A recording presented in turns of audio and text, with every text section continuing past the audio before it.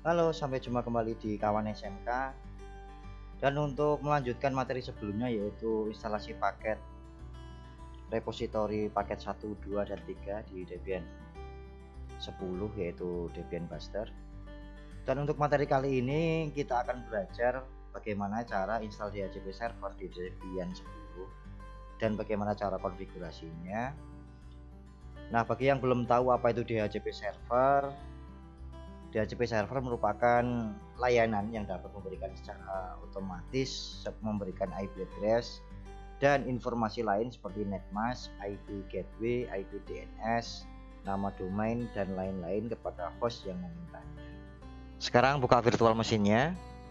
Dan untuk kali ini, sebelum kita melakukan konfigurasi DHCP server di virtual mesin kalian, silakan install dua sistem operasi. Di sini saya menggunakan Debian 10 dan Windows 10. Debian 10 sebagai DHCP servernya dan untuk Windows 10 nanti sebagai DHCP kliennya. Maksudnya adalah Windows 10 ini akan menerima IP address dari Debian 10 ini. Nah, sebelum kita menjalankan, silahkan cek dulu settingan network pada Debian 10-nya. Silahkan buka setting. Di network, menu network, kalian pilih internal network. Ke bawah advance, di situ ada adapter tipe. Nah, ini saya pilih Intel Pro 1000 MT desktop. Nah, ini harus sama dengan driver adapter pada Windows 10 nantinya. Klik OK. Kita buka di Windows 10, setting, di network juga sama internal network. Terus dia adapter tipenya samakan dengan adapter tipe yang ada di Debian 10 tadi. Klik OK. Setelah itu jalankan Debiannya. Nah, untuk DHCP server sendiri dia terletak di DVD 2 atau paket di DVD 2. Kalau kalian melakukan instalasi repositori paket 1, 2, dan 3 kemarin dalam video sebelumnya, pasti nantinya untuk praktek konfigurasi DHCP server tidak terkendala. Kita masuk dulu. Sebelum kita masuk ke DHCP servernya, kita konfigurasi dahulu memberikan IP address pada servernya, yaitu nantinya kita akan menggunakan IP static kelas C. Kita masuk ke directory nano,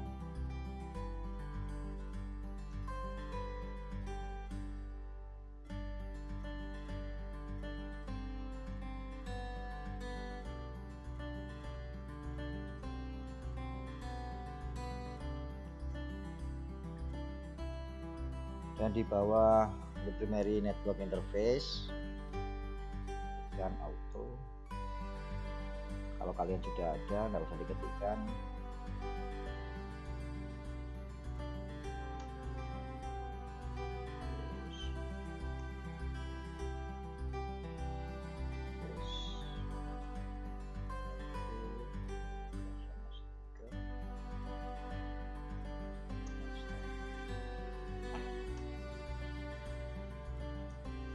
Untuk IP-nya kita kasih IP kelas C.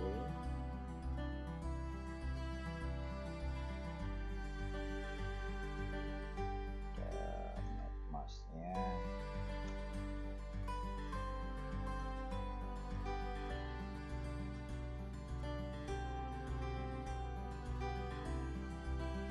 untuk networknya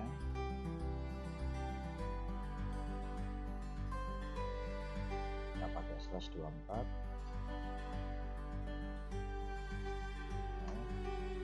Untuk broadcastnya, jadi nanti untuk DHCP-nya kira-kira broadcastnya itu sampai 254, jadi kita masukkan 255. Jadi 1 sampai 254, jadi antara 2 sampai 254. Kita simpan, Ctrl X, yes. Terus habis itu kita restart. Selesai besok.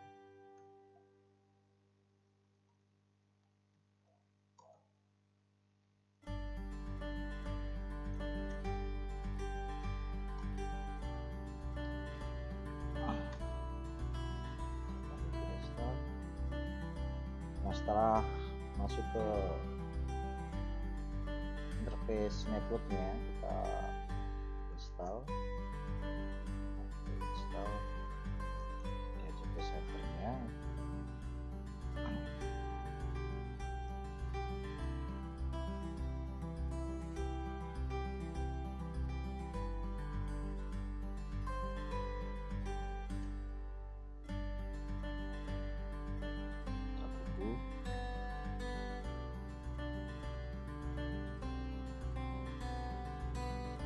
Pastikan DVD di paket 2 sudah kalian update. Kalau ketika kalian melakukan instalasi DHCP server ternyata disuruh memasukkan CD 2, silahkan masukkan CD 2 nya karena sama dengan video sebelumnya.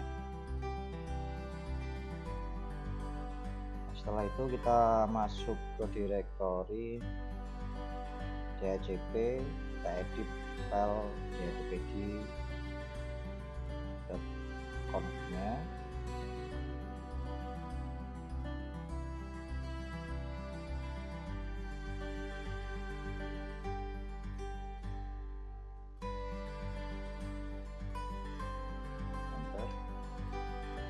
Terus kalian cari kalimat slightly different. Kita buang pada pagernya. Nah, kita akan menggunakannya, kita delete saja sampai turun ke awal. Nah, ini IP-nya sesuaikan dengan IP static pada server kalian. Tadi untuk networknya di sini kita kasih 192.168.1.0.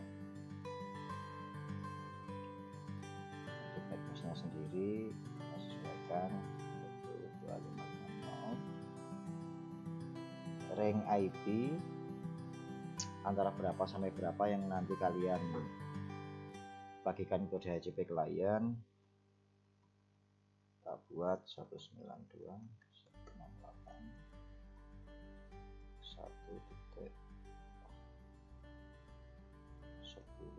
sampai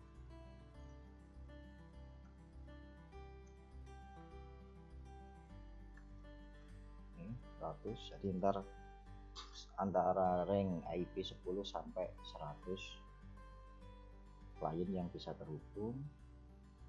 Untuk DNS nya, NS internal example.org ini bisa kalian hapus, kalian ganti dengan IP pada servernya. Untuk domain name-nya, kalau kalian mau mempunyai domain silahkan diisi domainnya, kalau tidak juga tidak apa-apa. Dan sekarang untuk option routernya kalian kasih IP server static pada servernya tadi yaitu 192.1.1, dan untuk broadcastnya samakan juga yaitu 192.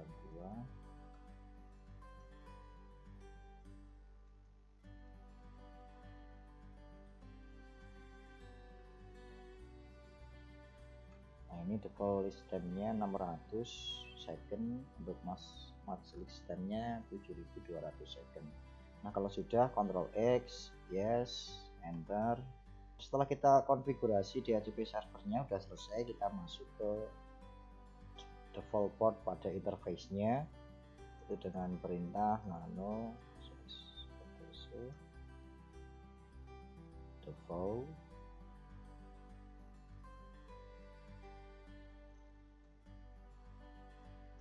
ISC DHCP server. Nah, di bagian interface versi 4, karena yang kita pakai itu interface versi 4, kita isikan dengan nama interface yang kita pakai tadi, yang kita kasih IP, yaitu di interface ENP 0S3. Kita simpan atau EBS, terus kita restart DHCP servernya.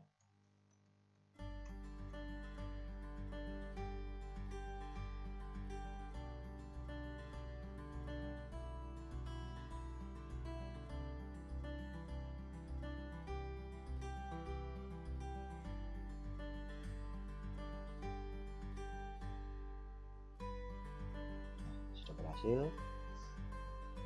Nah, sekarang kita cek status pada DHCP kita dengan cara masuk ke direktori DHCP servernya, terus kita lihat status. Nah, ini. Nah, sekarang kita kembali ke VirtualBox. Kita jalankan Windows 10-nya. Kita jalankan. Karena Windows 10 ini nanti adalah sebagai DHCP lainnya yang mendapatkan IP address dari Debian 10 yang merupakan sebagai DHCP servernya. Jadi perlu diingat kalian, sebelum kalian menjalankan virtual machine ini, setting dulu di internal network maksudnya, karena kita akan menghubungkan dua sistem operasi ini dalam satu virtual machine. Jadi kita pilih internal network, dan jangan lupa untuk adapter tipenya samakan Debian 10 atau Windows 10. Kita tunggu.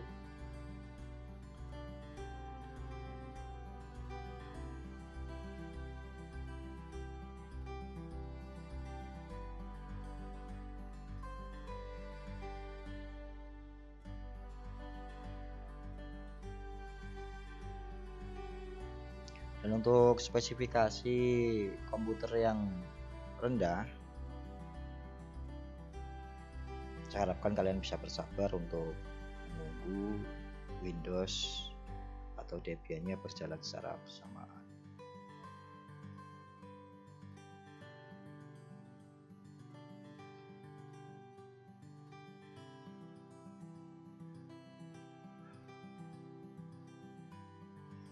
Kalian tidak harus menginstal Windows 10 di sini.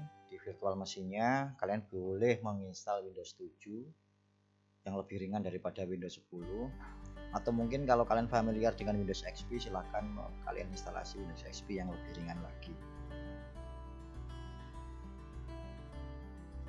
Nah, kalau sudah terbuka Windows 10-nya atau Windows 7-nya, kalian klik pada konfigurasi jaringannya, klik kanan, Open Network and Internet Setting.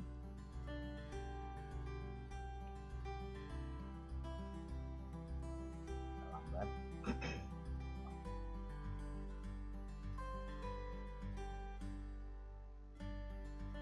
Ada menu Ethernet.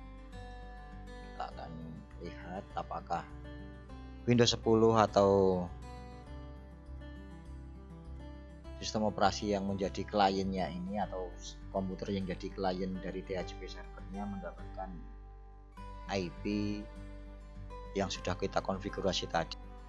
Klik cek adapter option.